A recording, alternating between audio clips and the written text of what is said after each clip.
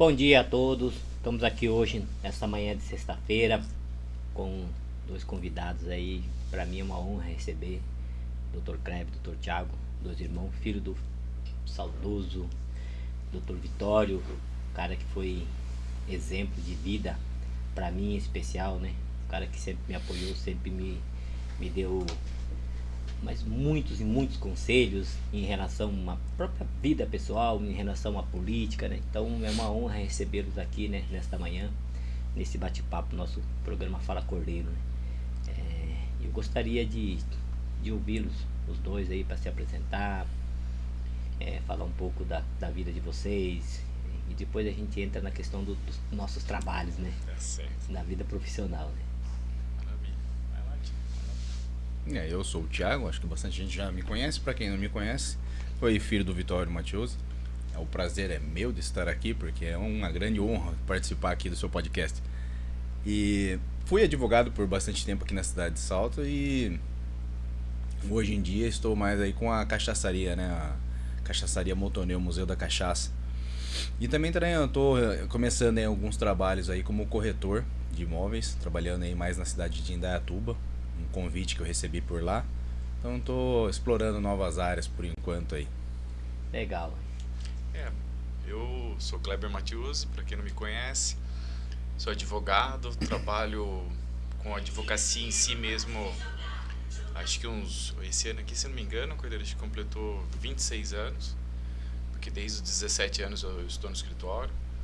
Tive o grande prazer de trabalhar por mais de 20 anos com meu pai, trabalhar com meu irmão lado a lado, né?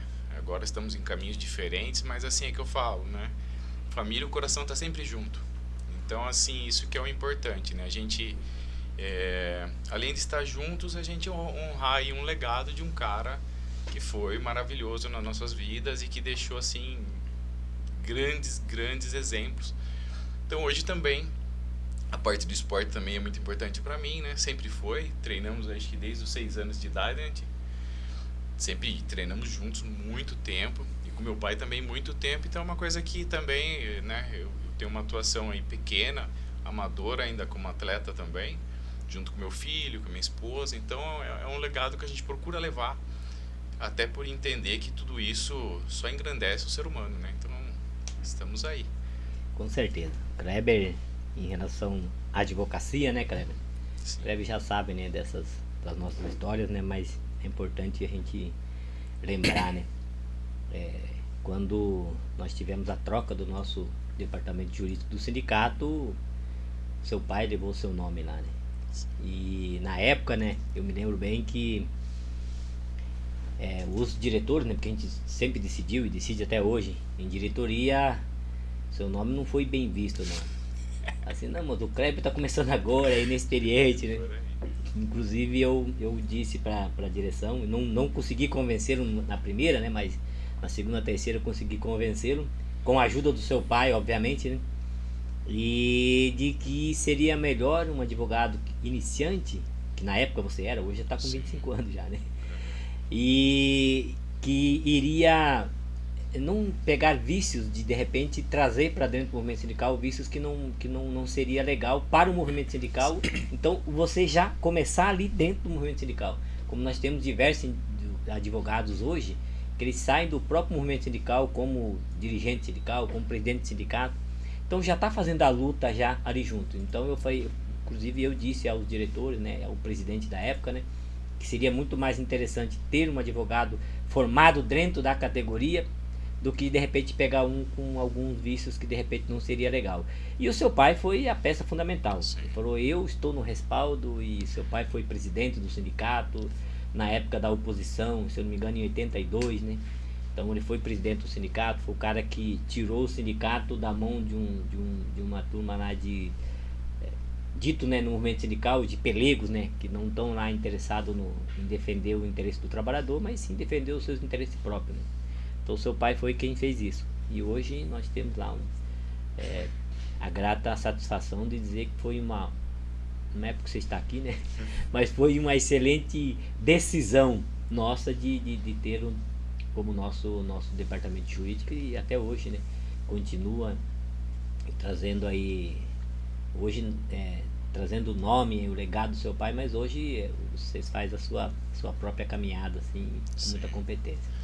Cordeiro, e eu só tenho, assim, a agradecer, né? A gente vai lembrando da nossa história, quanta luta, quanta briga, né? E greve, spray de pimenta. A gente tem essa experiência para falar para as pessoas, né? Então isso que é o bacana. E foi graças a pessoas como você, né? E lógico também o meu pai, mas foi uma escola assim maravilhosa. Só que é que tá, né? É a nossa essência, porque por exemplo ali no Sindicato da Construção, eu me lembro da gente até ir tratar os dentes, né? Porque diante dos recursos que nós tínhamos na época, o sindicato era a nossa base, né? Então eu me lembro até hoje que falava assim pra mim, meu pai falava assim, não, vamos lá. Daí a dentista pegava e falava assim, não, vamos tirar um bichinho. Lá, arrancava um dente fora. O bichinho era o dente. mas no fim era bacana, porque daí saía, daí meu pai, não, tem que tomar um sorvete agora, porque o sorvete ajuda e tal. Quer dizer assim, a memória do sindicato vem, né, desde lá, e você poder participar, porque eu entendo, né, na verdade nós tínhamos um advogado com mais de 20 anos de experiência ali na bancada, e de repente você pegar um menino novo, né, ali, mas eu acho que é isso, né, a gente trabalhou, a gente construiu, fizemos grandes trabalhos juntos, atingimos muitos trabalhadores. Eu acho que assim, foi uma história bacana, mas que de forma, não tem outra forma de eu dizer, que foi o que realmente, né, me fez crescer como profissional. Eu devo tudo, né, à entidade, a você, e depois tivemos também o Sindicato dos Metalúrgicos trabalhando, né. Hoje tem uma pequena participação também em outros sindicatos, mais na parte de previdência. Mas a experiência que você tem, uma experiência assim, né, absurda, que muita gente não dá valor, né? Eu acho que mais do que nunca as pessoas precisam enxergar que o sindicato, né, é o grande instrumento deles para alcançar seus direitos. Então o pessoal chega ali, a cesta básica, mas você sabe que a cesta foi uma conquista? Você sabe que o convênio foi uma conquista? Né? Eu acho que estão perdendo um pouco de vista.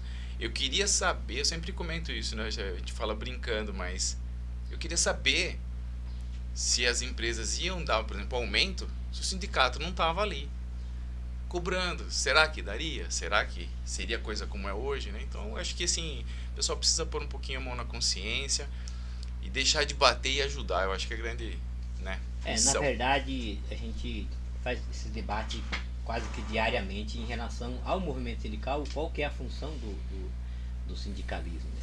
Eu costumo falar, Kleber, dentro da nossa diretoria, de que quando você pegar um trabalhador que ele está criticando, está falando mal do sindicato, tenta entender qual o motivo. Sim. Porque, infelizmente, nós temos aí uma grande parte de sindicatos que não representam o trabalhador de fato. Sim. Nós temos sindicatos que ele nunca foi na porta de uma empresa, nunca levou um jornalzinho, nunca disse nada, mas todo mês tem o desconto na folha de pagamento daquele trabalhador. Então tem trabalhadores que são revoltados em relação a isso, e isso é o nosso papel e nosso dever de levar para o trabalhador e dizer, olha, nem todo mundo são iguais. Nós estamos constantemente na porta das empresas, fazendo as negociações, e quando fala do sindicalismo em si, eu me lembro que quando o presidente dos Estados Unidos, John Biden, quando ele assumiu uma das primeiras entrevistas dele como presidente, ele disse, teve uma pergunta lá sobre o sindicalismo, e ele disse, olha, em um país democrático, o sindicalismo é essencial. Por que é essencial? Eu dou exemplo aqui nosso, aqui de Salto. O nosso sindicato, nós temos um convênio com a Eucatex que cobre 6.000 vidas. Esse convênio, a empresa é obrigada a dar para os trabalhadores. Ele é obrigada por quê? Porque nós temos um acordo, e esse acordo que a gente assina todo ano obriga a empresa a dar esse convênio. Ela não dá porque ela é boazinha, porque ela gosta do trabalhador, porque ela acha que o trabalhador merece isso. Não, ela dá porque existe um acordo com o sindicato. São 6.000 vidas que deixam de estar no posto de saúde, deixam de estar no pronto-socorro. E hoje já está ruim a saúde pública, está muito ruim. Seria ainda pior se não tivéssemos esse acordo. Estou dando um exemplo, mas daí tem outras empresas aqui na cidade, diversas, que têm convênio também, mas tem porque o seu sindicato briga por esses trabalhadores e faz com que ele tenha convênio e a família dele também tenha. Então isso sai do custo do Estado, sai do custo do município e vai para esse trabalho social que o sindicato tem por obrigação. Então, o sindicalismo ele é essencial em um país democrático e nós vivemos em um país democrático. Então, tem que ser valorizado. Mas, como eu disse, quando um trabalhador está revoltado, vamos tentar entender o porquê. Vamos tentar entender se ele não foi prejudicado, se ele não foi mandado embora de uma empresa, porque existe muito o trabalhador que reclama no sindicato, o sindicato entra em contato com a empresa e o trabalhador é mandado embora. Existe sindicato que tem essa prática. Hoje, aqui na cidade de Salto, nós temos. Não quero aqui dizer qual é, para não ter esse comprometimento, mas nós temos mais de um que faz que usa dessas práticas. E esse trabalhador, às vezes, foi prejudicado. Então, a gente tem que tentar entender um pouquinho a parte dele. Tiago, seus novos ramos agora aí, fala um pouquinho aí. Então, na verdade, assim, foi uma certa continuidade, né? Primeiro, de todos os lados, né? A cachaçaria que eu acabei pegando lá, o início dela, a idealização dela, foi do meu pai. Ele e alguns amigos. E o formato que existia lá era o início do que meu pai tinha pensado em criar. Meu pai sempre foi apaixonado por cachaça. Meu pai bebia cachaça desde os 13 anos de idade. Lá na vendinha do Buru, na vendinha do vô dele lá, da família Santinon. Então ele frequentava lá e lá tinha os senhores lá de idade. E ele já foi emendando por ali, onde ele foi aprendendo a conhecer essa parte da cultura caipira, cultura rural. E como ele sempre foi apaixonado por isso, ele sempre foi criando amizade com pessoas ali que gostavam e tudo mais. Ele tinha as ideias dele de comprar uma marca de cachaça, de desenvolver isso daí, trabalhar a história da cachaça, na verdade que ela é muito rica, a história dela no nosso país.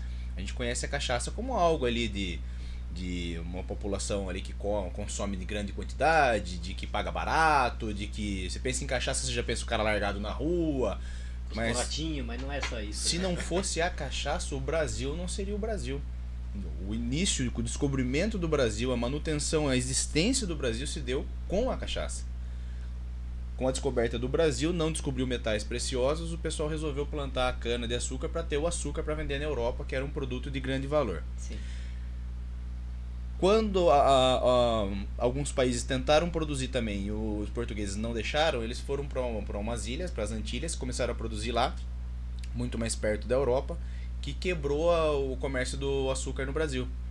O resto do açúcar que não cristalizava, ficava aquele melaço, e eles utilizavam para fazer a cachaça para vender aqui, porque era o produto mais barato, porque a bebida alcoólica que existia aqui era de controle de Portugal. Então era muito caro para consumir. Quem estava aqui não tinha grana, quem estava aqui estava tentando construir a vida. Então a cachaça foi ganhando proporção.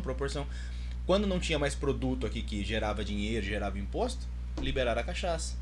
Então a cachaça foi quem custeou toda a manutenção, o início, a segunda marcha ali do Brasil.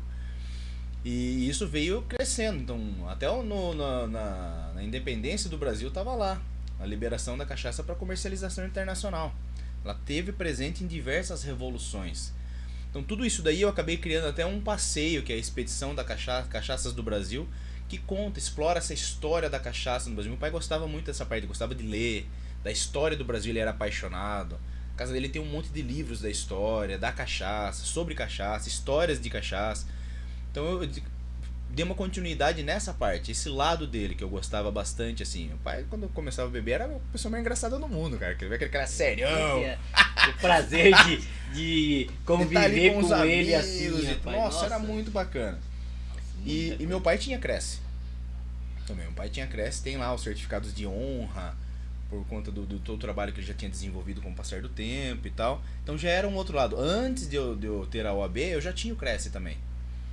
E aí agora com a cachaçaria eu recebi uma proposta para trabalhar num lugar, de lá desse lugar eu recebi uma outra proposta para trabalhar em um movimento lá em Indaiatuba também.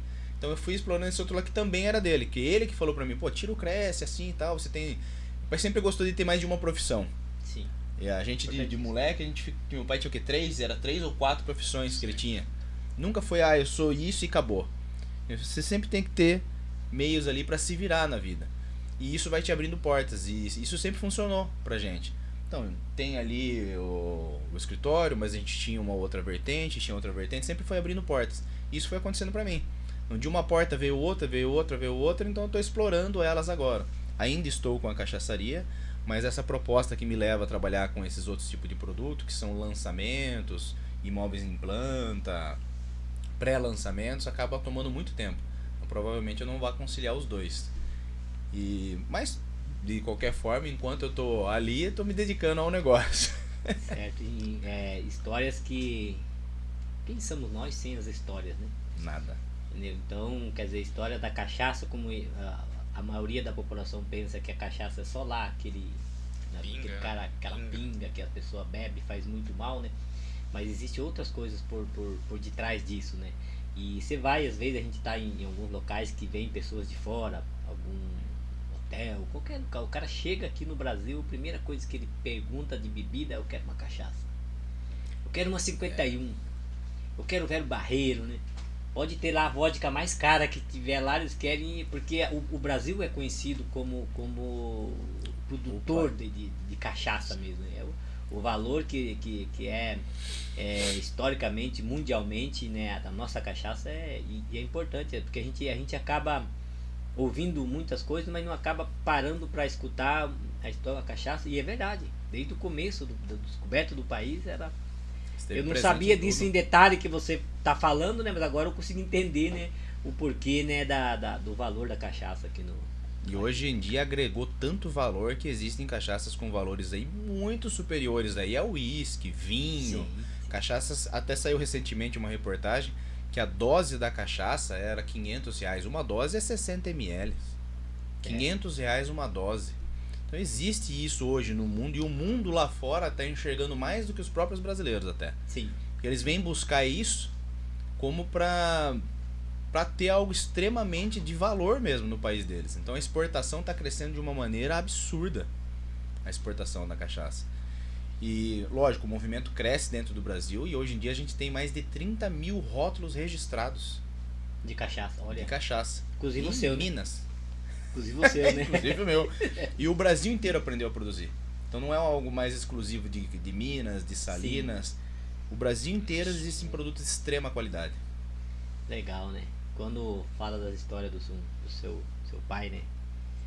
Eu digo que eu tive aqui, né? Pelo menos na orientação, nos conselhos e tudo mais, tive um segundo pai aqui na cidade de Salto. Porque eu entrei pro sindicato muito bem jovem, né? Tinha meus 20 anos quando entrei no movimento sindical. Eu sempre ia no escritório seus, que era aqui na Rio Branco, né?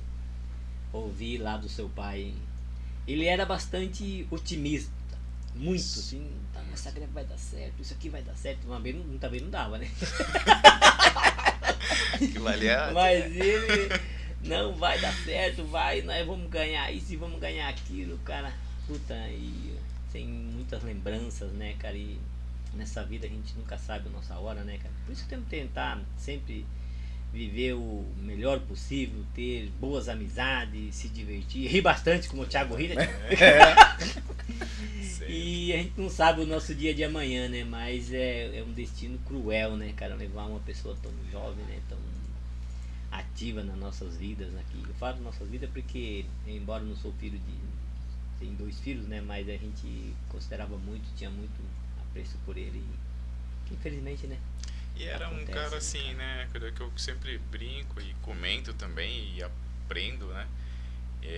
Você fala isso, né? Ele tinha um livrinho dele que era o livro de cabeceira, que era o Poder do Subconsciente, que levou, na verdade esse livro ele foi escrito, se não me engano, em 1987, assim, ele é muito antigo e tem repaginação hoje.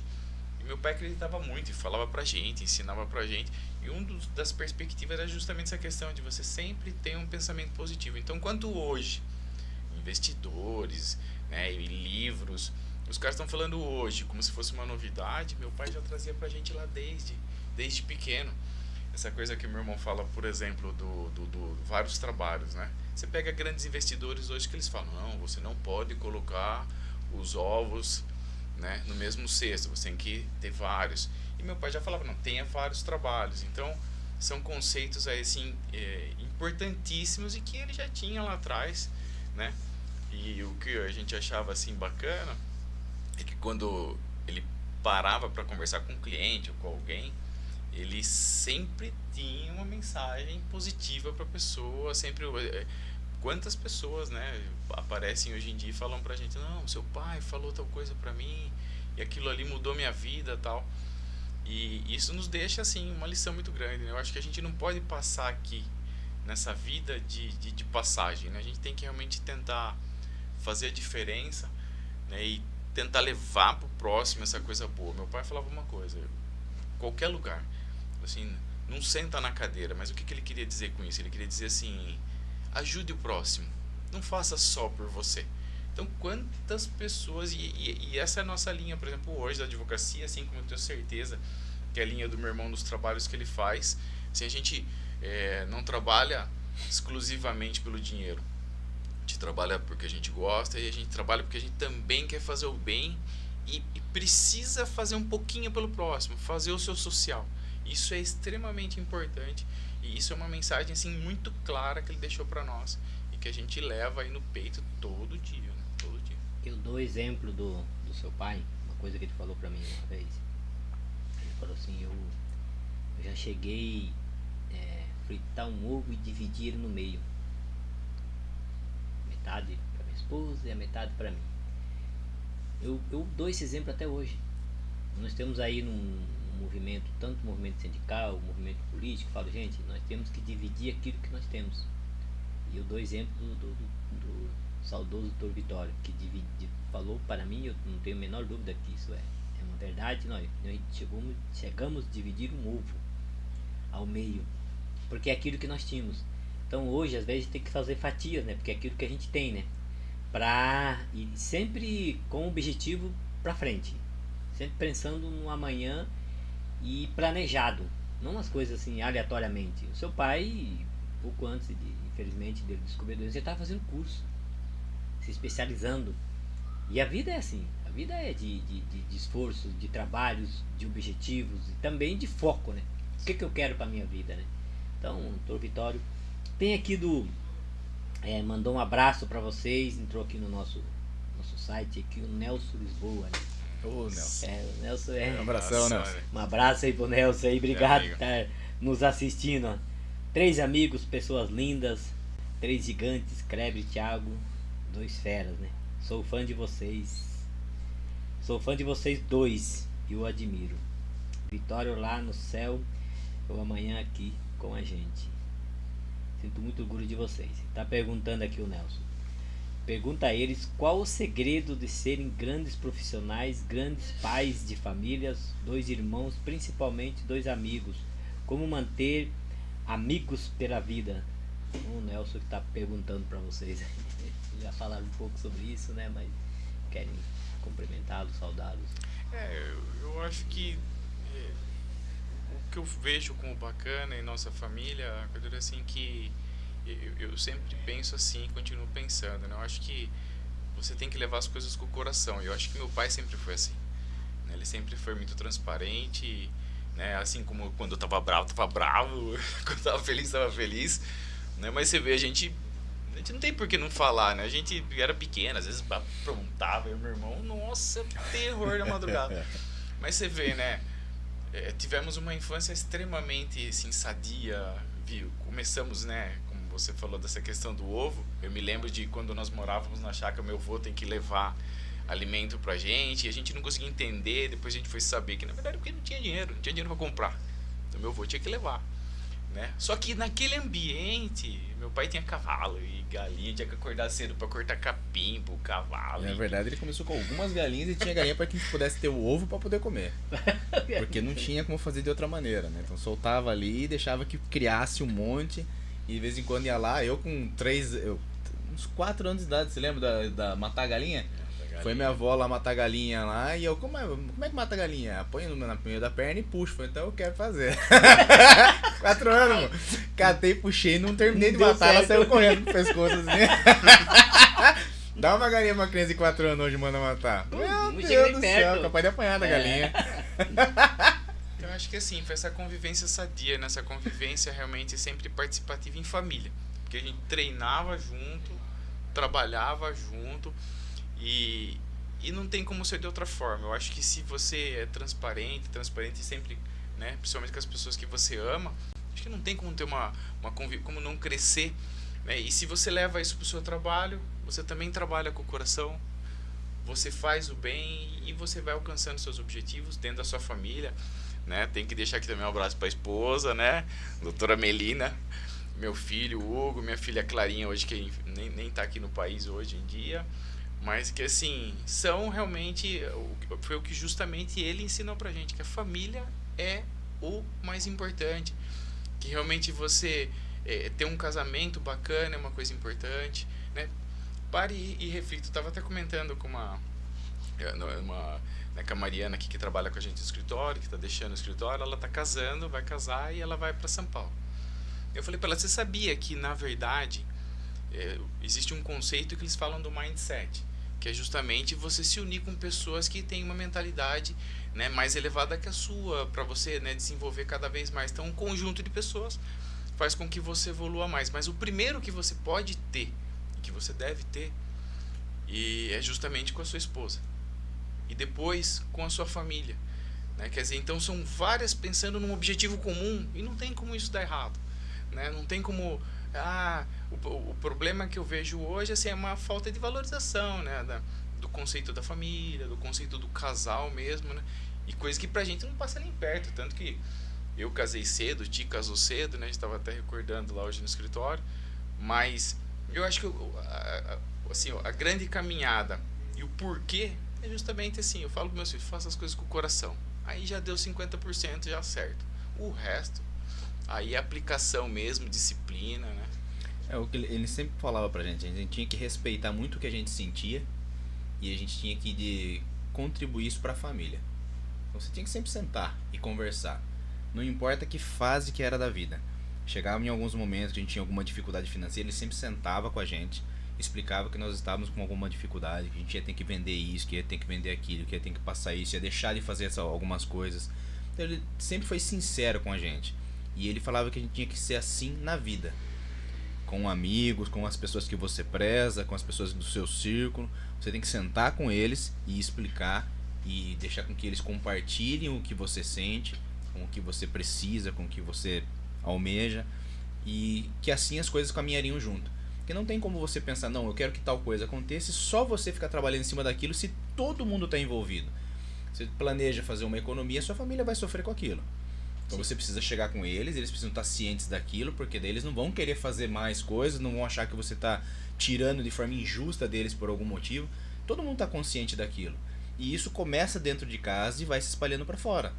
Essa sinceridade que você tem que ter no seu meio, ele vai crescendo, crescendo, crescendo, mas o treinamento é em casa. E era isso que ele ensinava pra gente. Eu vendo vocês comentarem em relação à infância, né? Passando um filme aqui na minha cabeça também, né? Eu jamais imaginaria se vocês tiveram uma infância assim no sítio. Era uma chácara, mas era um sítio, né? Criando galinha e tudo mais, né? Quantas das pessoas que estão nos acompanhando, que vão nos assistir, né? Também não imaginariam isso, né? E a minha infância foi bem diferente, né? Mas foi exatamente desta forma. Tá no sítio. Só que o meu um pouquinho mais longe da cidade. O meu era 21 quilômetros da primeira cidade. Eita! É sítio mesmo. E não era 2 irmãos, era 9, né? Era 9 irmãos, mas uma infância também que às vezes eu falo pra minha esposa, para as pessoas assim, que rica de tudo, cara, rica de amor, rica de... o Paraná sempre foi um estado onde a terra é muito produtiva, né? Então nós produzia de tudo. Eu ia comprar o sal só para... O resto era tudo ali do sítio, né? Então, fartura de alimento. Então, uma infância que a gente traz para a vida toda. De lembrança, de bons exemplos. Minha mãe é até hoje, né? Que a minha mãe é viva, graças a Deus. Ela sempre foi do diálogo. Sempre foi de conversar. Minha mãe, ela fala não para você sorrindo. Ela fala não sorrindo, eu sei assim, nossa, ela é demais, ela. Inclusive vou trazer ela um dia aqui para fazer um programa aqui com ela, né? Ela fala não sorrindo e você entende aquele não dela que é o não correto, né? Porque a mãe tem que falar não pro filho, né? Se falar só assim, imagina só, né? E a minha mãe sempre teve essa habilidade, né? De falar não sorrindo e sempre dando ótimos exemplos, né? De tudo, de caráter, de tudo que a gente vou levar pro resto da minha vida, eu e todos meus irmãos. Então, eu ouvindo vocês dizer que vocês eram lá matando galinha, nós era matando galinha no comecinho, quando tinha 3, 4 anos, depois passou a matar porco. E aí quando vim embora já matava boi já, né? Fui subindo de degrau, né? Mas mostra muito, muito da hora. Vocês são saltenses mesmo, né? Sim. Sim. Nasceram em Mas Salto. a nossa mãe vem do Paraná também, né? Ah, do Paraná. Toda a família dela vem do Paraná. E você vê como é que é essa coisa, né? Na época, meu pai enfrentou um grande embate para namorar minha mãe, né? Porque tinha todo um preconceito, né? Com o pessoal que vinha de fora e tal, e né, meu avô provavelmente não era diferente. Então ele teve esse embate, mas foi ali junto dela, batalharam, né? Conseguiram construir. Então é aí que eu falo, né? Como é bacana como as histórias acabam se cruzando. Ela também veio do sítio, né? Meu bisavô tinha sítio também. Então a gente para refletir. Isso que eu acho que é interessante, né, Pedro? E quando a gente lembra da nossa infância, a gente lembra das coisas simples. Parece que hoje em dia você precisa ter toda uma máquina para ser feliz, né? E na verdade você não precisa. Porque a felicidade, eu falo para minhas crianças, já tá tudo grande, eu falo para eles assim, está nas pequenas coisas. E isso que eu vejo do meu pai, que é muito interessante. Porque fala assim, pô, meu pai foi embora cedo. Mas eu tenho dúvida que tem pessoas que se vivessem 200 anos não ia viver o que ele viveu em 59 anos de idade. Por quê? Porque ele ia pra cima. Uma coisa que a gente sempre falou, a gente não pode se dar o luxo de ter preguiça. Sim, eu nunca vi meu pai ter preguiça na vida. Ele era muito intenso em tudo. Nossa senhora, cara. Lembra nessa chácara mesmo? Te fala do exercício, né? Que é uma coisa, né, que é bacana pra gente, importante. Mas, pô, você acorda de manhã, chovendo. Aí você vê, tem capa de chuva. Meu pai rasgava um lixo, enfiava assim no corpo. Botava um correndo, chapéu. Correndo em volta da casa. Papai, o que você tá fazendo? Tô fazendo isso? Não, tô fazendo minha atividade. E isso era de domingo a domingo. Então, quando você vê algo assim, como que hoje... Hoje não, a pessoazinha acorda, queijinho branco, né? Pãozinho, vai pra academia. Ai, mas eu não tô com vontade de treinar. Aqui não tem vontade. Aí não era só ele também não, acordava de domingo, o mais tardar, assim, era 5 horas da manhã, a gente com sacos de estopa, assim, pra pegar mato pra cavalo. Dá pra tratar os Capim pra cavalos, cavalo. Cortava tudo os braços. Ele catava, jogava assim, a gente tinha que enfiar no saco, enfiava, cortava tudo. Mas tinha que, não tinha assim, hoje eu não quero. Não, acordava. Todo dia. A vitamina, né? Fazia uma vitamina, nossa, que terrível aquela vitamina, rapaz do céu. Tinha ovo de pato também? Se tivesse ovo, tava bom pra caramba, eu rezava pelo ovo de pato. Tomava aquele negócio, bora pegar capim pro cavalo. Eu ia buscar, não tinha querer ou não. Mas era uma coisa assim que fez com que a gente se acostumasse e não se preocupasse. Não era mais um martírio ter que acordar cedo. Acordar às 6 horas da manhã era uma benção, porque já era tarde, ele não tinha essa com ele. 3 horas da manhã ele tava de pé, 4 horas ele tava fazendo exercício. Só isso aí. E eu acho interessante, eu tive um exercício num curso que eu estava fazendo um tempo atrás. E aí o cara fala assim, não, feche os olhos e lembre da sua infância e lembre do melhor momento da sua infância. Faça essa experiência, pare um dia na sua casa, respira fundo, fecha o olho e tenta lembrar qual foi o melhor momento. Você pode ter certeza que vai ser nesses momentos, os momentos mais simples, a gente estourando bombinha, a gente tinha espingardinha de pressão, ficava tirando as mangas.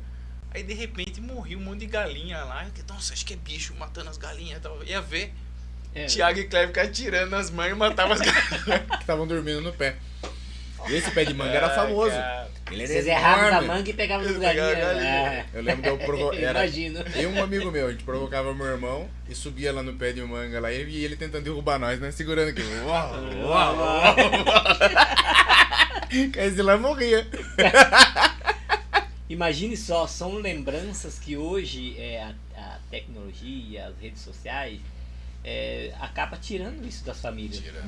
Porque qual a criança que daqui 10, 15, 20 anos vai lembrar que na sua infância estava na rede social? São lembranças que não vão ficar na cabeça. São lembranças que vão apagar, porque é tanta coisa, tantas novidades de joguinhos, de YouTube, disso, de aquilo, que esses tipos de lembranças eles não, infelizmente não terão no futuro. E nós temos, se for falar assim da infância, são muitas. Vocês falando aí do seu pai acordando vocês de manhã, mesma coisa, igualzinho. Meu pai, um pouquinho mais tarde, era umas 6h30 por aí, ele já ia lá e metia o pé na porta. Vamos levantar. Fala assim, mas é gostoso levantar cedo. Eu não gostava não. Naquela época não, mas era o treinamento. Era o treinamento, né? Eu não gostava não. Eu torcia pro dia que tivesse chovendo, né? Que daí ele deixava eu dormir até mais tarde, né? Não dava pra sair pra trabalhar no sítio, né? Então ficava até mais tarde, né? Mas cara, nós somos, né, cara? Porque vocês estão contando um rico de história, de lembrança e infância melhor do que eu não trocaria essa infância minha que eu tive por nenhuma outra, né? Os nossos brinquedos nós produzíamos ali no sítio, né? Os nossos carrinhos nós fazíamos ali no sítio. Aí tinha o sítio do meu finado pai, tinha uma ladeira assim que descia. Nós fazia aqueles carrinhos de madeira, aquelas rodas de madeira, cortava tudo no facão. Fazia as rodas, fazia os carrinhos e descia. Ia lá em cima, eu, meus primos, meus irmãos, ia lá em cima e ficava 2, 3 encarreados, um atrás e outro ia no motorista. O volante era o pé, assim, não. E nesse carrinho de rolimão aqui da cidade, só que nós não era rolimão, nós era de roda, porque o rolimão não rodava, que era na grama, né? Nossa, cara, quanto tombo e quanta lembrança boa nós temos. Eu se encontro, a gente vem final de ano, a gente vai lá pra casa da minha mãe, encontra com meus primos. Tem histórias assim, cara. Nossa, muitas, né, cara? E são histórias ricas, né? Que faz com que a gente leve isso pro resto da vida. Faz com que a gente reflita quando a gente vê o próximo, né? Como que nós devemos tratar as pessoas, como que nós devemos nos comportar com o outro, né? Sim. Então isso com certeza enriquece demais as nossas vidas. E seu Dr. Vitória, não tem mais algumas fotos dele aí pra gente ir comentando? Essa aqui vocês lembram de quando? Vocês? Isso aí tava num restaurante, né? Acho que foi um dia que ele foi comer bacalhau. Gostava de um bacalhau que... Verdade. Também, né? Quem não gosta, Porra. né? Mas você vê, né? A gente teve um desenvolvimento assim tão simples, que muitas coisas no futuro mesmo, ele mesmo foi procurando e foi trazendo para nós, porque comer num restaurante era um luxo. Comer, por exemplo, um bacalhau, mas nunca tinha comida. Ele que levou a gente a primeira vez. Então, assim, um cara que foi meio que desbravando aí né? E muitas vezes era criticado, porque ele nunca deixava de lado a essência, né? Ele falava simples. Sim, eu sei Porque disso. essa era a convivência, então assim, às vezes, Por isso que eu me identifiquei demais com ele, porque eu também falo simples até hoje, né? Então, mas isso que mas aí sabe o que eu acho, Pedro? Assim, você não pode deixar a sua essência para trás. Não, Nunca. tem que ser o que você é. Tem que Sabe? ser É que você e você, e assim, nunca negue. Porque tudo é uma experiência, né? A gente tava brincando com essa coisa do sítio, mas quando o meu pai faleceu, te bem lembro, a gente nem sabia, ele tinha um sítio em Pilar do Sul. A gente nem sabia onde era a entrada. Porque assim, né, tanto trabalhando e ele tava nesse momento mais curtindo as coisas dele, a gente ali no escritório, aquela briga. Então a gente quase não ia. Pô, e agora? Não sei nem onde que é a entrada do negócio. Graças a Deus tivemos amigos, mas ali nós dois juntos também fomos. O que aconteceu? Chegou lá e tinha gado, precisava vacinar. Quem que vai vacinar? Vamos, porque precisava fazer cerca, fizemos. Precisava cuidar da plantação de pimentão, cuidamos. Chegamos momentos até, tem foto até do meu irmão assim, em cima de bezerra amarrando pra castrar. Então assim, O bezerro. O bezerro, né? Agora quando fala que é treinamento, por isso que independente da forma como você fica, tudo é um treinamento, porque se não fosse aquilo lá, o que a gente ia fazer com aquilo ali? E seria um martírio ter que ir lá resolver essas coisas. E não foi. Não, era ir e resolver, mesmo. acabou. Então, enfim, até aquilo lá foi já um treinamento para um futuro e graças a Deus a gente conseguiu, acertamos tudo. Até criamos gado, né? Bezerro, sei lá. Eu costumo brincar, assim, a turma acha que o pessoal do sítio, porque é do sítio. Os caras é muito mais esperto que a gente. Você vai conversando com aquele senhorzinho, ele vai te levando na conversa, só que você vê se bobear, você tá vendendo um negócio barato e ele, né, levando o lucro. Mas são experiências que foram bacanas na nossa vida e que só fizeram a gente crescer, né? Não tem. Aí a gente dava... essa foto foi numa festa da UAB, quando eu fui presidente. Então... É uma foto que não é muito antiga, era bem... ele tá, se não me engano, acho que ele tá com... Era um grupo de pagode que contratou no dia lá, e maior festa, e ele tava junto com o pessoal. Que eram amigos dele, inclusive de infância também. Uma das paixões dele. Isso aí. Pescaria. Puta que era. Mas gostava de pescar, hein? Ele ia todo ano, né, pra Mato Grosso, pra... Sim, Ele lugares fazia uma pescar. viagemzinha de pesca. É, isso é muito bom, cara. Ficava Bom uma demais. semana fora, né? Nossa, era impressionante de ver, porque ia ele e uns tios. Aí assim, ó. Depois voltava, rapaz, parecia que tinha ido pra guerra. Barbudo, Já voltava... fedendo peixe. Será que tinha ido pra pescar mesmo? Aquela fileira de peixe assim, nossa, Tudo aquelas bacana. unhas assim encrostadas. Ah, velho. Era É, porque matão, o matão, peixe não matão tem mesmo. como, você vai no meio do mato, né? Não, ele levou a gente uma vez, né, no Mato Grosso. Era um negócio. Acampamento E era aquela coisa mesmo. impressionante, sabe? Você tá na beira do lago lá, do riozão lá, pescava, pegava aquele peixão, selecionava um, e era um grande prazer dele de cozinhar. Ali na beirada ali do negócio. Pegava o peixe, já limpava ali na água mesmo, fazia lá aquele fogão improvisado, fazia uma. Sempre assim, né? Fazia um arrozão com umas mistureba lá de legumes lá, reservava e metia o peixão. Para aquele negócio ficava pronto, comia ali mesmo, às vezes ali Sim, de pé ali e tal, mas ele gostava de fazer o peixe ali, e ele fazer. Aí aprendeu a tirar espinho de Traíra? traíra pra fazer inteira. Era uma paixão absurda e era maravilhoso de curtir junto. Mas vocês foram uma vez só? Vai pro Mato Grosso, sim, a gente foi várias vezes pescar Sim, pequeno, na região assim. aqui, Aí pesca né? grande, foi assim, que foi acampamento mesmo, aquele acampamento mesmo raiz, sabe? Não era... Não, mas Meu pai é não todos tinha- assim. É, mas os caras levavam uma bomba, uma bombinha de poço, metia na água lá, tacava aquele tubão assim, levantava, amarrava numa árvore do Chuveiro. banheiro ali. É o chuveiro Aquele ali. pá, aquela bordoada de água fria. Você tinha que tomar antes do sol terminar de descer, porque se Não, tomar teve- depois, lembra? Teve uma outra, teve Pereira Barreto. Pereira Pereira Barreto. Barreto, verdade. Não, teve uma outra, fomos duas grandes. Pereira Nossa, Barreto aquela foi água forte. que dava aquele soco gelado na hora que baixava assim, não, você queria continuar pescando pra pescar mais coisa e tal. Ficava tudo escuro, aí batia aquele friozão. E pra tomar um banho. Nossa, que sacrifício, cara. E não tinha seu Zé, não. Vai tomar banho sim, Vai que vai tomar- dormir na vai barraca dormir, com todo mundo que jeito. É, e profissionalmente também, né? Se a gente parar pra lembrar, essa parte da Previdência Social e INSS, ele foi um dos primeiros aqui na cidade, né? Os primeiros, acho que Na até... época que eu entrei no movimento sindical, entrei de diretor, seu pai cuidava da parte de INSS, né? Era contratado pelo Dr. Valdemar, e o Valdemar cuidava do restante, né? E ele era só INSS, né? Foi onde ele se especializou bastante, né? Entendeu? Em relação ao INSS. Quantos e quantos são os trabalhadores que se aposentaram, né? Na mão do Dr. Vitório, né? Então, Eu tive uma experiência bacana, porque quando eu fui fazer uma pós-graduação de Previdência, nós fomos fazer juntos. Porque ele sabia tudo, mas ele só não tinha o título ainda, né? E nós fomos fazer juntos e era legal, porque se eu ficar sentado lá dele e o professor falando, ele... Sabe assim, eu falei que eu tive dois aprendizados, um lá e um aqui, né? Porque trabalhando, às vezes você não tem muito tempo pra ficar trocando ideia sobre parte técnica. E a gente junto ali, e foi lindo, Cordeiro, porque assim, eu me lembro na defesa da monografia, inclusive nós somos, acho que a única dupla que tirou 10 e que passou num primeiro momento nessa pós-graduação, porque daí vem uns caras de São Paulo fazer umas perguntas, né? Os caras, várias perguntas assim, só que, fazia aquela pergunta assim que eu olhava e falei, nossa, assim, meu pai, pum, pum. E a última pergunta que o cara veio me fazer, só que ele fez pra mim, sobre aposentadoria com tempo de serviço rural.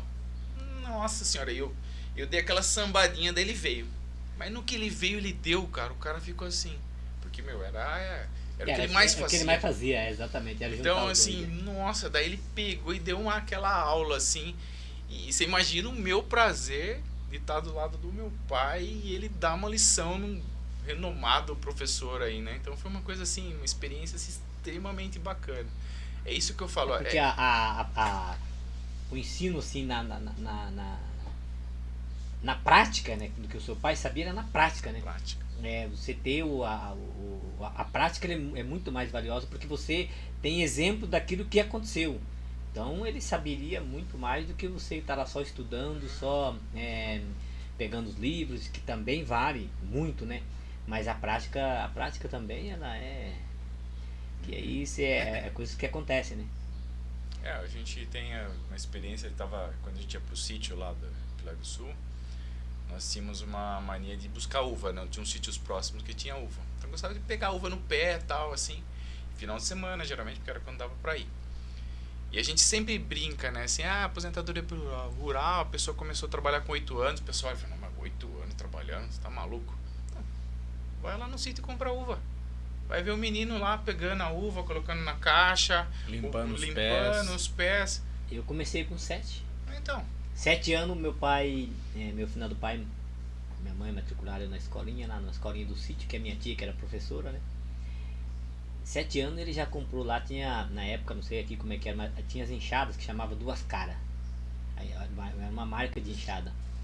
E aí tinha aquelas pequenininhas. Ele já comprou uma enxada pequenininha, colocou um cabo pequenininho e falou assim, ó, matriculou na escola, vai estudar até meio-dia, aí vai almoçar, à tarde vai pra roça com nós. Não gostei muito da ideia. Mas desde os 7 anos, né? E eu tive uma sorte, vocês são testemunha disso, né? Na aposentadoria. Quando eu completei 12 anos de idade, né? Tô contando novidade para quem tá nos ouvindo, né? Para vocês não, né?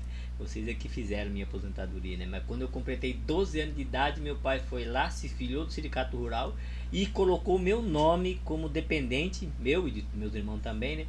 Mas o meu em especial porque eu precisava fazer um tratamento dentário. E meu pai não tinha dinheiro para isso. E o sindicato tinha um convênio que não cobrava nada, fazia gratuito. E foi quando ele colocou o meu nome. Colocou inclusive o nome de um primo meu também como dependente junto com ele, né? Para também poder fazer o tratamento dentário. E foi esse documento, vocês que fizeram para mim, na minha avaliação, foi o principal documento. Sim. Que foi juntado, né? Que foi essa inscrição no sindicato, foi o meu nome ali como dependente dele, que a gente acabou conseguindo provar desde os 12 anos meu tempo de contribuição e consegui aposentar até que cedo ainda, né? Quero agradecer vocês dois pelo convite, né? E com certeza nós vamos ter outros programas aqui com vocês. Tem mais curiosidade, né? Que as pessoas às vezes quer ouvir, né? Das pessoas, de vocês, da gente, né?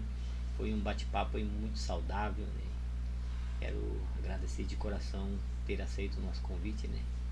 E aí, querem fazer as considerações finais? Eu quero agradecer também pelo convite, porque foi realmente um bate-papo muito gostoso. A gente faz isso normalmente aí na rua, né? Gostoso a gente faz aqui também. A gente se sente sempre em casa aqui, bem acolhido por você, por toda a sua equipe.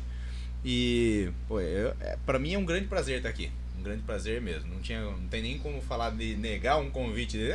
Vir em casa, bater um papo na sala, né? É grande satisfação mesmo estar aqui. Obrigado, né, pelo convite. Cordeiro, também não tem, né? A gente praticamente tem uma convivência aí quase que diária há quantos anos, né? No mínimo há mais de 15 anos.